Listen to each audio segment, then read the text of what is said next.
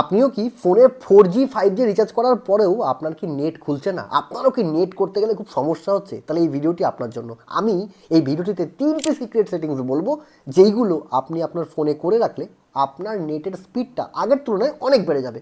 কী সেই secret settings, চলুন দেখা যাক। সবার প্রথমে আপনি চলে যাবেন আপনার ফোনের সেটিংসে।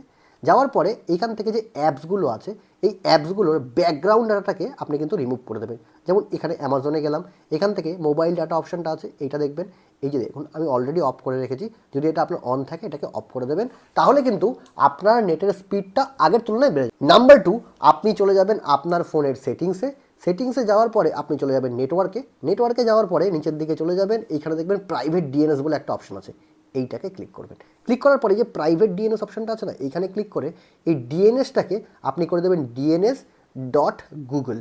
এইটা করে দিলেই কিন্তু আপনার নেটওয়ার্কের স্পিড আগের তুলনায় অনেকটাই বেড়ে যাবে।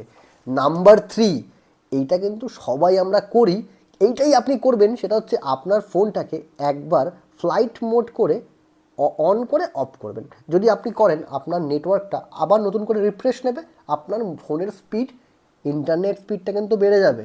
আর ভিডিওটা যদি সত্যি ইনফরমেটিভ লাগে, এখনই শেয়ার করে দিন আর চ্যানেলটা ফলো করে রাখুন।